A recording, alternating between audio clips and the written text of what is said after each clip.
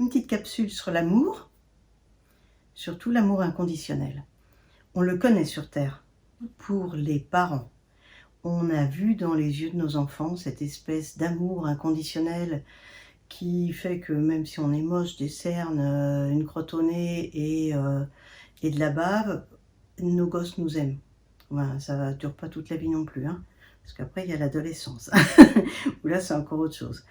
Voilà. Donc on peut avoir cette sensation d'amour inconditionnel dans l'amour-passion, mais lui non plus, il ne dure pas. Et puis il est souvent sous condition.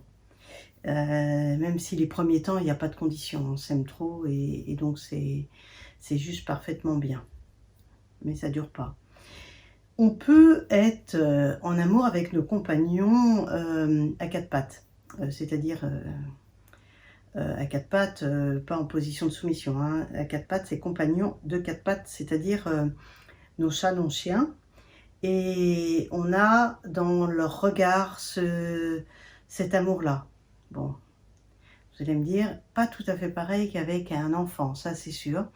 Mais surtout avec un chien qui est très fidèle, c'est très agréable de voir son regard énamouré, on dit.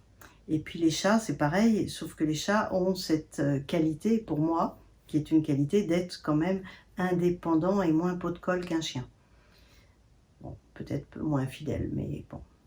Je voudrais aussi vous parler d'un livre qui s'appelle La maîtrise de l'amour de Don Miguel Ruiz, qui est un livre en poche, j'ai lu, et c'est un Toltec qui a gardé la connexion avec le haut et qui nous apprend énormément de choses sur notre manière de fonctionner. Je vous conseille franchement de le lire. On aspire tous à un amour inconditionnel. Même quand on est un petit bébé, on a envie de mettre une pancarte « Aimez-moi, aimez-moi ».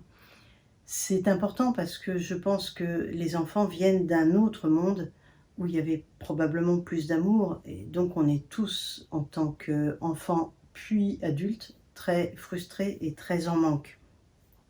Le plus important étant de retrouver notre lien à nous-mêmes, de s'aimer pour ne plus être dépendant affectif de quelqu'un d'autre.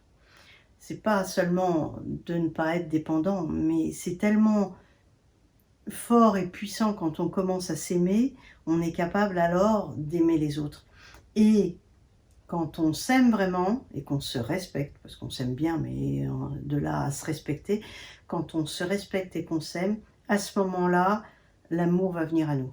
Je vais vous parler de certains couples, et notamment des âmes sœurs. Les âmes sœurs, comment ça fonctionne ? Ce que j'ai compris, ça ne veut pas dire que ce soit la vérité. Nous venons tous de la source. Et nous décidons de descendre dans différentes matières. Nous, on est dans la troisième dimension, la dimension la plus incarnée. Et plus on va dans les quatrième, cinquième, sixième, et je ne sais pas combien de dimensions on a pour retourner à la source. En tous les cas, on a, quand on sort de la source, on se divise, on est androgyne, hein, on n'a pas de genre, et on se divise en deux, et là, ce sont des flammes jumelles. Il y en a une qui est positive.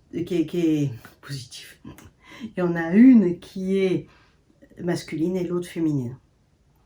Ces flammes jumelles descendent dans la matière et vont se modifier. Dans chaque dimension, l'être va se diviser en plein de types d'âmes sœurs pour expérimenter toutes les émotions possibles dans cette dimension. Du coup, on peut rencontrer des âmes sœurs avec qui on s'entend drôlement bien, pour lesquelles on n'a pas de désir physique, et on peut être en couple avec une âme sœur où ça se passe nettement plus facilement que tous les couples dans notre matrice artificielle. Je reviendrai sur la matrice artificielle dans pas longtemps, avec une petite capsule. On a, depuis peu, la connaissance des flammes jumelles. Bon, bien sûr, la plupart des gens considèrent que c'est une idée loufoque, à la mort moi le nœud, pardon pour le nœud, c'est une expression. Je vais rebondir sur le nœud. En fait, le nœud, c'est que effectivement, c'est très difficile d'être en union avec sa flamme jumelle parce que on est encore dans la 3e dimension. Mais dès la 4e et surtout la 5e dimension, les flammes jumelles vont se réunir, pouvoir être en union. Les flammes jumelles vont avoir un rôle particulier pour nettoyer la matrice artificielle. Je ne sais pas tout encore, je n'ai pas encore tout compris, mais je sais que les flammes jumelles arrivent sur Terre en ce moment pour un rôle bien précis. Il y en aurait 144 000. On a une aspiration à trouver sa moitié. C'est dans le langage courant, trouver sa moitié. Et je pense qu'on a tous une flamme jumelle pour laquelle on est fait pour se retrouver.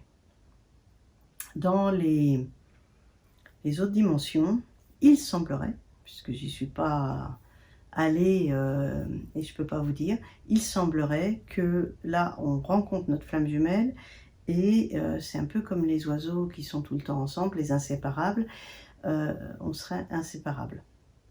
Et on n'aurait pas idée d'aller voir ailleurs. Pour ceux qui sont jaloux, ça peut peut-être aider. Voilà, je vous laisse. À bientôt.